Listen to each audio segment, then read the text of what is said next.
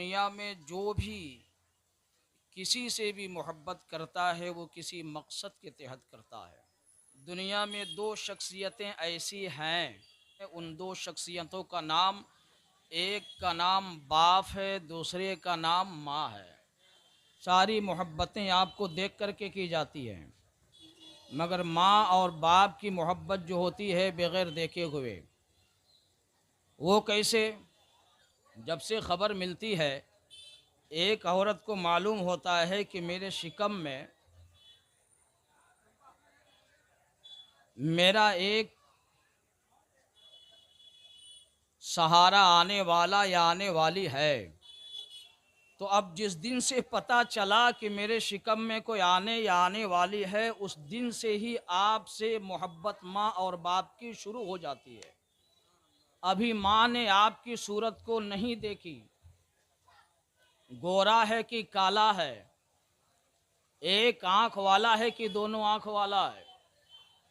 अभी बाप ने ये नहीं देखा है कि आने वाला आने वाली है कि आने वाला है।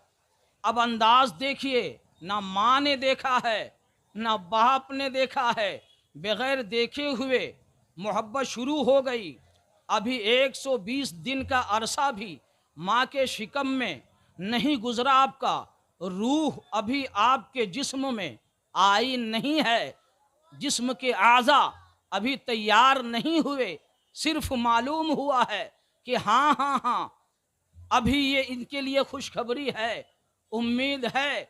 उस दिन से माँ का सोने का अंदाज कुछ और हो गया है। किसी ने कहा कच्चा पपीता आज के बाद नहीं खाना, अगरचे माँ उसके आदी थी, मगर कहा इससे आने वाले हमल में जो है उसका नुकसान है, उस दिन से वो खाना छोड़ देती है। अब इससे अंदाज़ा लगा लीजिए कि माँ की मोहब्बत और बाप की मोहब्बत औलाद के हक़ में बग़ैर देखे हुए होती है। इसमें कोई मकसद नहीं, कोई रियाकारी नहीं हुआ करती है कि आने वाले से हम ये काम लेंगे। नहीं नहीं, माँ की ममता ही इसी का नाम है। अगर आप सो गए हैं बिस्तर पे एक चादर लेकर के, और जब आंख आपकी खुलती है और आपके ऊपर एक चादर नहीं एक कंबल अगर डाला हुआ हो, रजाई डाली हुई हो, तो इसी मोहब्बत का नाम माँ है। और आप जानते हैं जब बाप धूप में जलता है, माँ चूल्हे पे जलती है, तब कहीं जाकर के औलाद पलती है। इतनी मोहब्बतें हो गई। जब वही छोटा सा बच्चा या बच्ची जमीन पे उठता है, चलने की कोशिश करता है, उठता है गिरता है, 2 कदम बढ़ाता है फिर गिरता है, आगे चल के बाप उंगलियों का सहारा देता है, रेत पे चलना सिखाता है, मोटर कार पे बैठना सिखाता है, खाने का तरीका सिखाता है। अल्लाह के महबूब दानाए गयूब खत्मुर रसूल मौलाए कुल आयत पाक उफ़िल्लहुमा वला तनहरहुमा व कुल्लहुमा कौलन करीमा, यानी अल्लाह के रसूल ने इस आयत पाक के तहत में जो अल्लाह ने हुक्म दिया है, ऐ लोगों अगर तुम्हारे बीच या माँ बाप दोनों में से एक या दोनों बुढ़ापे के उम्र को पहुंच जाए तो तुम आगे उनके आगे उफ तक ना करना। उफ करना जानते हैं किसे कहते हैं? उफ करना जानते हैं? जैसे किसी बात का हुक्म दिया, ये उफ है। और यहां तो सारी बातों का इनकार है। इसलिए हुजूर ने इरशाद फरमाया कि ऐ लोगों तुम्हारी जन्नत तुम्हारे मां के कदमों के नीचे है। मशहूर हदीस शरीफ है ना। अब बताइए, जन्नत 8 किस्म के हैं, उसमें एक जन्नत देख लीजिए कहा इंदा सिदरतिल मुंतहा इंदहा जन्नतुल मावा, एक जन्नत जन्नतुल फिरदौस वगैरह वगैरह। मगर ये जन्नतुल मावा 7वें आसमान सिदरा के पास। मगर हुजूर ने इरशाद फरमाया वो जन्नत तुम्हारे माँ के कदमों के तले है। अब एक साहब ने कहा कि हजरत अच्छा हुआ कि हुजूर ने इरशाद फरमाया कि माँ के कदमों के नीचे जन्नत है। हुजूर ने ये नहीं कहा कि बीबी के कदमों के नीचे जन्नत है, वरना हर शख्स जन्नती होता। मैंने कहा सही कहा तूने। अगर ये फरमा देते कि बीबी के अब कदम के नीचे जन्नत है तो हर शख्स जन्नती होता। चूंकि माँ बाप की नाफरमानियाँ इस वक्त बहुत ज़्यादा है, और बीवी की फर्मा बरदारी बहुत ज़्यादा है। जी हाँ, तो अगर ये कह दिया जाता तो अर्ज करना हमें ये है कि फिर किसी ने कहा कि अगर माँ के कदमों के नीचे जन्नत है तो फिर बाप का मर्तबा और मकाम क्या है। हम चाहते हैं कि कुछ आप ले करके जाए और इसको सीखें और अमल करें, अपने अंदर इस्लामी ज़िंदगी लाए, अपनी इस्लाह करें, हमारी भी इस्लाह हो। बहरहाल तो हुजूर ने इरशाद फरमाया कि माँ के कदमों के नीचे जन्नत है और बाप जन्नत के बीच के अब दरवाज़ों में से एक दरवाज़ा है कि नहीं। अब ज़रा देखिए, किसी ने कहा कि तो फिर माँ के कदमों के नीचे जन्नत है तो फिर बाप की फजीलत क्या है। तो अब बुजुर्गों ने कहा कि अगर तुम्हें मालूम करना हो कि मेरा बाप मुझसे राज़ी है कि नहीं है, मेरा खुदा मेरा अल्लाह मुझसे राज़ी है कि नहीं है, अगर तुम्हें मालूम करना हो कि अल्लाह मुझसे राज़ी है कि नहीं है, तो आप बुज़ुर्गों ने इस आयत के तहत में और हदीस पाक की रोशनी में कहा, जाओ घर और अपने बाप को देखो, देखने के बाद पता चल जाएगा कि तुम्हारा बाप तुमसे यानी तुम्हारा रब तुमसे राज़ी है कि नहीं है। बाप को देखने के बाद पता चलेगा। कहा वो कैसे? कहा अगर जाकर के देखो बाप तुमसे राज़ी है, बाप तुमसे खुश है, तो समझ जाना कि अल्लाह तुमसे राज़ी है। इसलिए अल्लाह ताला ने अपनी रज़ा बाप के रज़ा में रखा है, माँ बाप की रज़ा में रखा है कि नहीं है। कि अल्लाह को राज़ी करना चाहते हो तो तुम अपने माँ बाप को राज़ी करो, वालिदैन को राज़ी करो। तो अगर ये मालूम करना हो कि रब मुझसे राज़ी है कि नहीं है, तो जा कर के पता करो कि मेरा बाप मुझसे राज़ी है कि नहीं है। अगर देख लो कि मेरा बाप राज़ी मुझसे है तो समझ जाना कि रब मेरा राज़ी है, और अगर बाप नाराज़ हो तो समझ जाना कि रब नाराज़ है। अब आगे आइए, हम अर्ज़ करते हैं, हदीस पाक में आया है जो माँ बाप का नाफरमान होता है जन्नत की खुशबू तक उसे नहीं मिलेगी, जन्नत की खुशबू तक उसे नहीं मिलेगी। हुकूक़ वालिदैन के अब ज़िम्न में ये बात लिखी गई है, ये हदीस पाक है, जन्नत की खुशबू नहीं मिलेगी। दूसरी चीज़, हर शख्स कामयाबी के पीछे कोशा है ना, हर शख्स की कामयाब उलझने मुसीबतें दूर हो। अब हदीस पाक में आया है कि तुम्हारे बूढ़े माँ बाप और दूध पीते बच्चों के वजह से तुम्हें रिस्क दिया जाता है। तुम्हें रोज़ी जो मिलती है ये तुम्हारे बूढ़े माँ बाप और दूध पीते बच्चे के वजह से अल्लाह ताला तुम्हें रिस्क देता है, और तुम्हारा रिस्क उठा लिया जाता है वालिदैन की नाफरमानी की वजह से। और ज़रा करीब आइए, आका ने इरशाद फरमाया कि एक शख्स, एक वालदा हुजूर की बारगाह में हाजिर भी, अर्ज की, या रसूल अल्लाह, मेरा बेटा दिन भर रोज़ा रखता है और रात भर इबादत करता है, लेकिन जितनी खिदमत मेरी होनी चाहिए या रसूल अल्लाह उतनी खिदमत वो नहीं करता है।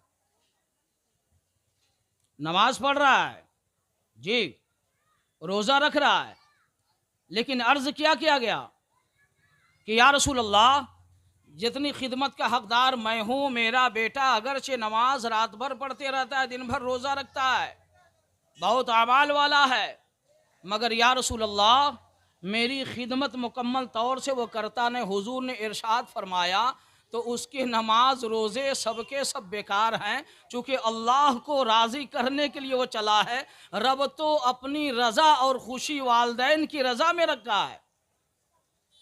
नहीं, हुजूर की हदीस में आप सुना कि जिसने मोहब्बत के साथ, खैर के साथ माँ बाप की ज़रूरियात पूरी करने के लिए, जानने के लिए बार बार मिले, सिर्फ देखने के लिए नहीं।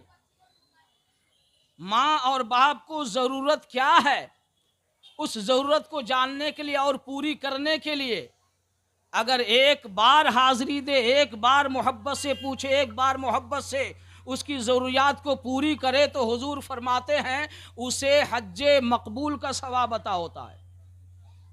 हज्जे मकबूल, एकदम कबूल किया गया माँ की वजह से। हदीस पाक में आता है माँ बाप की दुआ औलाद के लिए अंबिया की दुआओं की मिसल होती है।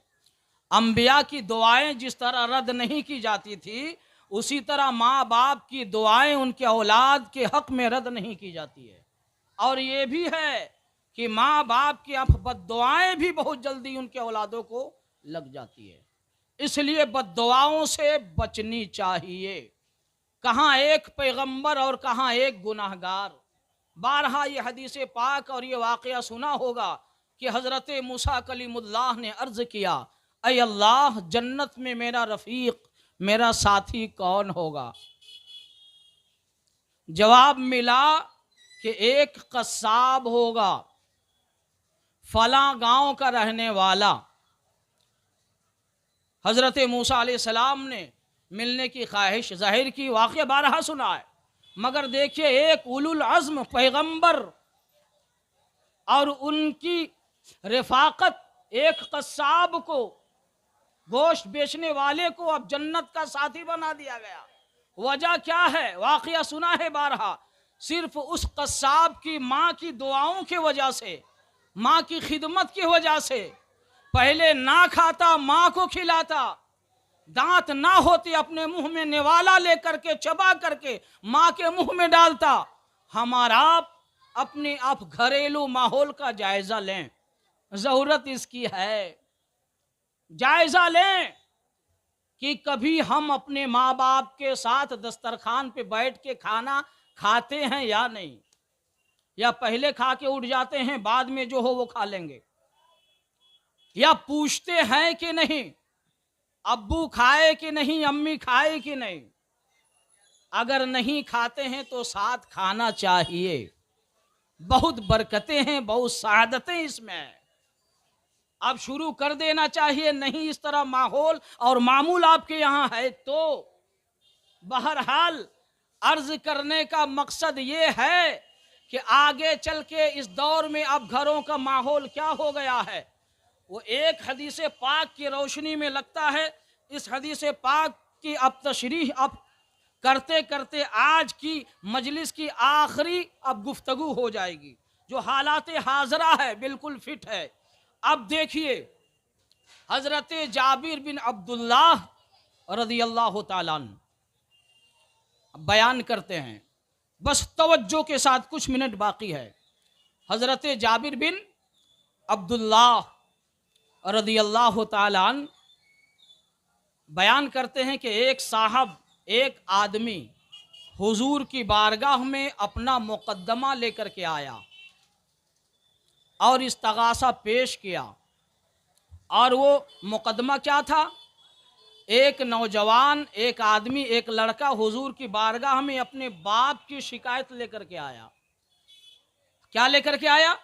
अपने बाप की शिकायत लेकर के आया। आने के बाद अर्ज करता है, ए अल्लाह के रसूल, मैं साहबे माल भी हूँ और साहबे अहलो अयाल भी हूँ, यानी मैं मालदार भी हूँ और मैं शादीशुदा हूँ, बीवी और बाल बच्चे भी हमारे हैं। मगर ए अल्लाह के रसूल, मेरा बाप मेरा माल ले लेना चाहते हैं। क्या शिकायत किया हुजूर की बारगाह में? कि मैं मालदार भी हूँ, बेटा अपनी बाप की शिकायत लेकर के आया है। इसकी आप ज़िम्न में हम अर्ज करेंगे थोड़ी देर, दिल पे बात उतरे, उतारने की कोशिश कीजिए। आप तवज्जो के साथ सुनिए। अर्ज किया, या रसूल अल्लाह अलैहिस्सलाम, मैं साहबे माल भी हूँ और साहबे अहलो अयाल भी हूँ, मालदार भी हूँ, शादीशुदा हूँ, बीबी बाल बच्चे वाला भी हूँ, लेकिन मेरा बाप मेरे माल को ले लेना चाहते हैं। या रसूल अल्लाह, अगर मेरा बाप मेरे माल को ले लेगा तो मैं अपने बीबी बाल बच्चों का खर्चा कैसे चलाऊंगा, आगे की जिंदगी गुजर बसर कैसे होगी। आका ने इरशाद फरमाया, तो फिर ऐसा करो, अपनी बाप को मेरी बारगाह में लेके चले आओ। वो नौजवान दौड़ता दौड़ता गया और अपने बाप से कहा, चलो मैं रसूलुल्लाह की बारगाह में तुम्हारी शिकायत किया हूं, तुम हमारा पैसा ले लेता है बगैर बोले हुए, तुम हमारा माल ले लेता है। उसका बाप ने जब सुना कि मेरा बेटा रसूलुल्लाह के पास जा करके और मेरी शिकायत किया है, वो हुजूर की बारगाह में आता है। हुजूर ने इरशाद फरमाया, ए बड़े मियां, तुम्हारा ये बेटा तुम्हारी शिकायत कर रहा है कि मेरा बाप मेरा माल ले लेना चाहता है। उस बूढ़े बाप ने कहा, या रसूल अल्लाह, तो इसी से पूछ लीजिए कि मैं इसका माल लेकर के करता क्या हूं, मैं इसका माल लेकर के करता क्या हूं। या रसूल अल्लाह, मैं इसका माल ले करके इसी की फूफियों को और दूसरे अब कराबतदार रिश्तेदारों पर खर्चा करता हूं, इसके अलावा इस बेटे का माल ले करके मैं और जो मेरे बच्चे हैं उस पर खर्चा करता हूं। उस बाप ने क्या कहा कि या रसूलल्लाह, बेटे का रुपया माल मैं लेता हूं, मगर इसकी फूफियों के ऊपर और इसके अलावा जो और बच्चे हैं उस पर मैं खर्च करता हूं। इसी बीच तायरे सिदरा जिब्रील अलैहिस्सलाम हुजूर की बारगाह में हाजिर हो गए और कहा, या रसूल अल्लाह, ये बड़े मियाँ आपकी बारगाह में आने से पहले अपने दिल में कुछ अशआर मुरत्तब किए हैं, कुछ शेर व शायरी का इरादा करके आए हैं, कुछ सोच के आए हैं। इतना सुनना था कि हुजूर ने कहा उस बड़े मियाँ से कि आप जो शेर व शायरी अशआर अपने दिल में रखे हैं, जो अभी तक जुबान पे ना लाए हैं, आपके कान ने ना सुना है, वो आप मुझे सुनाइए। उस बूढ़े ने सबसे पहले हुजूर की तारीफ की और अर्ज किया, या रसूल अल्लाह, आपके मोजज़ात से अल्लाह ताला हमारे दिल का नूरे यकीन को बढ़ाता है। ये हुजूर की पहले तारीफ की, शान बयान की, उसके बाद फिर कहा, या रसूल अल्लाह, जो मैंने अपने बेटे से तकलीफ मान करके आपकी बारगाह में जो शिकायत किया है, या रसूल अल्लाह, जो अशआर कहे हैं वो सुना रहा हूं। अब वो अरबी में अशआर थे, वो अरबी में अशआर थे, अहले अरब थे, हम तो अजमी हैं, अरबी तो समझ नहीं पाएंगे। तो वो जो अशआर वो बाप कहा था और हुजूर को अरबी में जो सुनाया वो अशआर, उसका मफहूम हम आपको उर्दू में सुना रहे हैं ताकि आप समझे। 8 मिसरों पर मुश्तमल था ये, 8 लाइन का। अब देखिए पहला क्या है, यकजा करके हम सुना रहे हैं कि उस अशआर के मीनिंग क्या थे, मफहूम क्या थे। सबसे पहले एक अव्वल मिसरे का मफहूम ये था, उसने सुनाया, या रसूल अल्लाह अलैहिस्सलाम, ऐ मेरा बेटा सुनो, जब से तू पैदा हुआ तेरे गिज़ा सारे मैं फराहम करता आया हूं। ऐ बेटा, जब से तू पैदा हुआ तुम्हारे लिए गिज़ाएं हमने फराहम की, यहां तक के तुम जब तक बाशऊर ना हुए थे, तेरा नान और नफका उसका जिम्मा मैंने उठाया, नान और नफका का बोझ मैंने उठाया। नान और नफका, रोटी, मकान, कपड़े वगैरह वगैरह जरूरियात के सामान।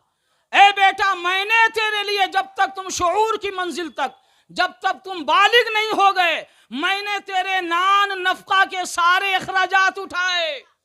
यहीं तक नहीं, और बेटा सुनो, वो ये है कि तूने मेरी कमाई से बराबर मुस्तफिद होते रहे, तूने मेरी कमाई से परवान चढ़ा। और मैं अपनी जुबान में कह दूं, बेटा तूने मेरी कमाई से अच्छे कपड़े पहने, बेटा तूने मेरी कमाई से अच्छी ग़िज़ाएं खाएं। बेटा तूने मेरी कमाई से बराबर ऐशो इशरत किए, बेटा तूने मेरी कमाई से हर खुशी हासिल की। होता है कि नहीं? अब बचपन से लेके अब जवानी तक औलादें जो कुछ भी इस्तेमाल करती हैं वो सब बाप का किया धरा रहता है कि नहीं? फिर वो बाप कहता है तीसरी बात, ऐ बेटा सुनो, जब एक रात तू बीमार हो गया था, अरे तुम्हारी बीमारी मुझे सोने ना दी, मुड़ मुड़ के मैं देखता था कहीं मेरा बेटा इस बीमारी से इंतकाल न कर जाए। रातें रो रो करके गुजार दी, बेचैनी में और इस्तरारी में काट दिया। बेटा तुम जानते हो, मुझे मालूम है कि मौत यकीनी है, हर एक मखलूक के ऊपर, हर एक जी रूह के ऊपर, हर एक जानदार के ऊपर मौत मुसल्लत कर दी है। मुझे मालूम होती हुए भी मुझे खौफ था कि मेरा बेटा कहीं इंतकाल ना हो जाए, इसलिए बेटा उस दुनिया से इस दुनिया में आने की तरतीब है, जाने की तरतीब नहीं है।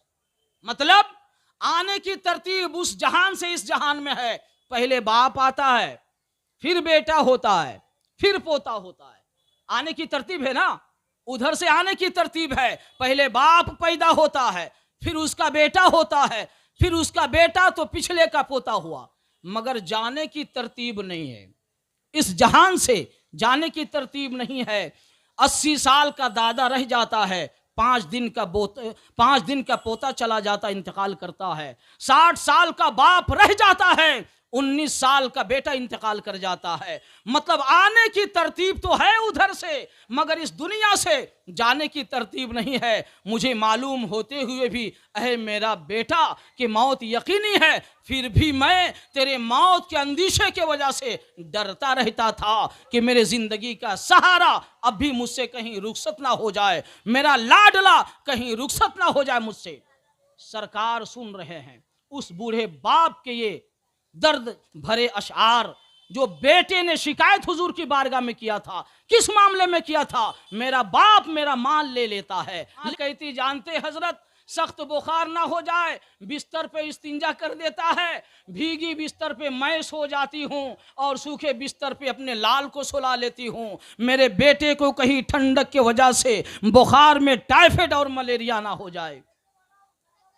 ऐ बेटा, उस दिन जो रात में तुम बीमार हुआ था, ऐसा मुझे मालूम होता था कि तुम बीमार नहीं हुआ था, मैं बीमार हुआ था। बेटा मैं इस उम्मीद के साथ तुझे पाला था, लाड प्यार किया था कि आगे की उम्र पहुंच करके जिस उम्र में बाप बेफिक्र हो जाता है, बेटा बालिग हो चुका है, जवान हो चुका है, अब हमें किसी चीज की जरूरत नहीं है, कमाने की जरूरत नहीं है। अल्लाहु अकबर। उस उम्मीद के तहत मैंने तेरी नाज नखरे और परवरिश की है बेटा, लेकिन मैं देखता हूं अब जिस उम्मीद के तहत मैंने पाला था तुझे, उस मकाम पे तुम आ गए हो, उस दहलीज पे आ गए हो, लेकिन मैं देखता हूं मैं कमा के आता था बेटा, तो जानते हो बेटा मैं देखता था कि मेरा बेटा बारिश में भीग रहा है, बाप खुद भीगता था बारिश में, बच्चे को बारिश से हटा करके कहता था मत भीगो मेरा लाल। और यही तक नहीं बेटा, वो दिन को याद करो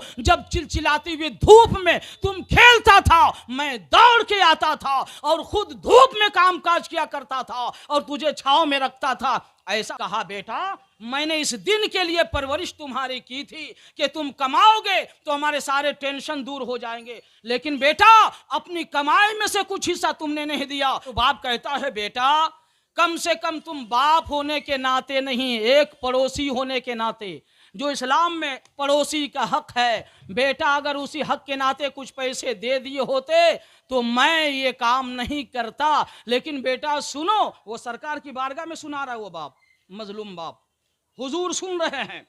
कहा बेटा सुनो, जो कुछ तुम्हारे पास है वो सब मेरा है। अल्लाह के रसूल जब ये दर्द भरे अशार सुनते हैं, मुहद्दिसीन कहते हैं हदीस पाक में आया है कि हुजूर ने जब उस बूढ़े बाप के दर्द भरी आवाज को सुनी तो हुजूर ज़ारो कतार रोने लगे, हुजूर ज़ारो कतार रोने लगे। और हुजूर रोते रोते उस नौजवान के गिरेबान को पकड़ते हैं और कहते हैं, ऐ नौजवान, तेरे पास जो कुछ भी है, तुम्हारे पास जो कुछ भी माल है, वो तो सब के सब तुम्हारे बाप का है। तुम्हारे जिस्म में जो खून है ये तुम्हारे बाप का है, तुम्हारे जिस्म में जो गोश्त के लोथड़े हैं ये तुम्हारे बाप का है। आज नौजवानों, अपनी जिंदगी का मुहासबा कीजिए, क्या चल रहा है मेरे घरों में। आज माँ बाप के साथ सुलूक ये है कि नहीं है? गिन गिन करके 1000, 1500 दो, क्या कमाओ कुछ पता नहीं, कभी खैरियत पूछे कि नहीं पूछे। इस हदीसे पाक से एक मसला अखज ये हुआ कि माँ बाप बेटों की शादी के बाद भी उसके माल पे सबसे ज्यादा हक रखता है, और बगैर इजाजत के माँ बाप हदीसे पाक की रोशनी में अपनी औलाद के माल को अपने बेटों से, औलादों से बगैर इजाजत के खर्च कर सकता है, बगैर उसके पूछे हुए उसके माल को खर्च कर सकता है। जी हाँ, अल्लाह के रसूल ने इतना रोया इस वाकये को सुन करके कि एक बाप के साथ माशरे में यह सुलूक हो रहा है, और हम कामयाबी माजरत के साथ चाहते हैं। पीर साहब वाले हैं और रहना चाहिए पीर साहब वाले। मैंने बहुत से को देखा है अपनी आंख से कि अपने माँ बाप को साल में एक कपड़े के लिए भी नहीं पूछता, खाया कि नहीं खाया कभी पूछता नहीं है, मिजाज पुरसी नहीं करता है, कभी बैठता। मैंने देखा है, बहुत से लोगों को देखा है मैंने। चूंकि पीर साहब के बारगाह में जब हम गए, देखा रहे ये शख्स तो वो है, कभी जिंदगी में अपने माँ बाप की खैरियत नहीं ली, बीमार है इलाज नहीं कराया, जरूरत क्या पूछा नहीं, और पीर साहब के सामने हाथ बांध के खड़े हैं। जी हाँ, देखा मैंने।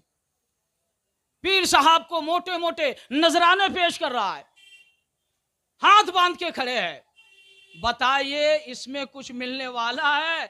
जिसके वालिदैन नाराज उससे हो, पीर साहब क्या जन्नत मिले जाएंगे? जन्नत तो मां के कदमों के नीचे है भाई। अब आखिरी बात 2-4 मिनट में अर्ज कर देता हूं। आका करीम सल्लल्लाहु अलैहि वसल्लम ने इरशाद फरमाया, जामिउस सगीर के अंदर यह हदीस पाक मौजूद है। देखिए, हुजूर ने फरमाया कि जो शख्स हर जुमा को अपने वालिदैन, माँ या बाप दोनों इंतकाल कर गए या एक इंतकाल कर गए, माँ बाप के अब कब्रों पे हाजिरी दे, जियारत करे हर जुमा को, तो अल्लाह ताला उनकी उस औलाद की मगफिरत फरमा देता है। बताइए, हम में से कितने ऐसे हैं जिनके वालिदैन इंतकाल कर गए हो? किसी का अब्बू, किसी का अम्मी, किसी का दोनों। मगर देखिए हदीस पाक क्या, हुजूर ने इरशाद फरमाया कि जो शख्स हर जुमा को अपने माँ बाप की आप कब्रों की जियारत करता है, अल्लाह ताला उसकी मगफिरत फरमा देता है। यहाँ सिर्फ जियारत का मसला है, और जो हदीस पाक में आया है कि जो वालिदैन के आप कब्रों पे जुम्मा के दिन हाजिर होके सूरे यासीन आप तिलावत करता है, तो हर आयत, हर एक हर्फ के बदले में उनके वालिदैन को सवाब मिलता है। ये हदीस पाक दूसरी है। यहाँ सिर्फ औलाद हर जुमा को अपने माँ बाप के आप कब्र पर सिर्फ जाए और जियारत करे। कब्र की जियारत करने का मामला ये है, जहाँ वो लेटे हैं, जहाँ कब्र है, उस मिट्टी की जियारत करे तो उसकी मगफिरत हो जाती है, उसे आजाद कर दिया जाता है। आप जाते हैं, जिनके वालिदैन इंतकाल कर गए, सामने अगर कब्रिस्तान हो तो जाया कीजिए, फायदा आपका है। हुजूर ने इरशाद फरमाया, इंतकाल के बाद भी माँ बाप का औलाद के ऊपर 5 किस्म के हक हैं। इंतकाल के बाद भी 5 किस्म के हक हैं माँ बाप के औलाद के ऊपर। जिंदगी में तो ना किया, मरने के बाद भी आपको ये सआदतें दी जा रही है कि उनकी आप कब्र की जियारत करें तो मगफिरत हो जाती है। अंदाज़ा लगाइए वालिदैन की अजमत और मकाम का। जी हाँ, हुजूर ने फरमाया कि 5 हुकूक अभी भी औलाद के ऊपर उनके वालिदैन के मरने के बाद भी बाकी है। सबसे पहले क्या है कि माँ बाप इंतकाल कर जाएं तो उनके आप जनाजे में शरीक हो, जनाजा पढ़ें। अब देखिए, कोई अब विदेश में है, रुपया कमाने के फिर में मगन है, कोई यहाँ है, यहाँ से यूपी, बिहार, उड़ीसा, बंगाल नहीं जाता है, टिकट नहीं मिली, सीट खाली नहीं, फला, वालिदैन की मिट्टी उधर हो गई। उस रुपये से क्या हासिल है? उस कमाई से कोई फायदा है? हदीस पाक में है कि तुम्हारे माँ बाप का हक है कि वो इंतकाल कर जाएं तो उनके आप जनाजे में शामिल हो। दूसरा हक क्या है? हुजूर ने इरशाद फरमाया कि हर रोज तुम अपने माँ बाप के लिए इस्तगफार, मगफिरत की दुआ, बख्शिश की दुआ करते रहो। हर रोज, एक दिन नहीं, हर रोज अपने वालिदैन जो इंतकाल तुम्हारे हुए उनकी मगफिरत की दुआ करिए, तुम्हारा हक है। इससे दो फायदे हैं, एक तो क्या है, तुम्हारा नाम महशर में फरमा बरदारों में लिख दिया जाएगा, दूसरे के हुकूक वालिदैन की अदायगी हो जाएगी। इसलिए हुजूर आला हजरत एक मौके से कहते हैं, नमाज में अगर माँ बाप के लिए दुआ ना की जाए तो नमाज के सवाब में कमी कुछ आती है। मसला क्या है, वाजिब छूट जाए सजदा सहू करो, फर्ज छूट जाए सजदा सहू से पूरे नहीं। लेकिन कहा सबसे बेहतर मगफिरत की दुआ माँ बाप के लिए नमाज में है। अत्तहियात के बाद, दुरूद इब्राहिम के बाद दुआए मासूरा पढ़ते हैं ना, अल्लाहुम्मा गफिरली वले वालिदैया, ऐ अल्लाह हमारे वालिदैन की मगफिरत फरमा दे। यह है कि नहीं? आला हजरत इसके तहत बहुत तफसील से लिखे हैं। दूसरी चीज अर्ज करनी है, जब इमाम दुआए सानी में अल फातिहा करे तो अपने मरहुमीन वालिदैन के लिए दुआए मगफिरत उस वक्त जरूर करे। तीसरा हक हुजूर ने इरशाद फरमाया कि जो तुम्हारे माँ बाप के दोस्त थे उनके दोस्तों से ताल्लुक रखो, रिश्ता मजबूत रखो। आप बताइए, वालिद साहब के जो दोस्त अहबाब थे, माँ की जो सहेलियां थी, माँ के मरने के बाद, बाप के मरने के बाद, इस जमाने में, इस हालात हाजरा में, इस माशरे में कौन अपने बाप के दोस्तों का ख्याल रख रहा है? कभी खैरियत पूछता है? नहीं। कहा उसकी खबर लिया करो, इससे तुम्हारे माँ बाप की रूह खुश होगी, खुश होगी, फरमा बरदार औलादों में तुम्हारा शुमार होगा। उसके बाद चौथा, हुजूर ने इरशाद फरमाया कि अगर तुम्हारे माँ बाप मरने से पहले किसी से कुछ देने का वादा किया हो और वो दे ना पाए हो तो उस वादे को पूरा करो। ये ना कहना कि माँ ने वादा किया था, बाप ने किया था, हम काहे दे वो जाने, नहीं। उसकी मीरास के हिस्से में तुम्हें विरासत में जो कुछ मिली है वालिदैन के मीरास में से, इसलिए उसको पूरा करो। और पांचवें जो हुजूर ने इरशाद फरमाया कि औलाद का हक माँ बाप के इंतकाल के बाद वो क्या है, कहा कि बाप के रिश्तेदारों से बाप के इंतकाल के बाद रिश्ता मुनक़ता मत करना। माँ के इंतकाल के बाद माँ के रिश्तेदारों से रिश्ता मुनक़ता मत करना। बाप के रिश्तेदार जैसे चचा हैं, आपके बाप के भाई हैं, फूफियाँ हैं, उनसे रिश्ता मुनक़ता मत करना। माँ के रिश्तेदारों से रिश्ता मुनक़ता मत करना, बल्कि रिश्ता बना के रखना।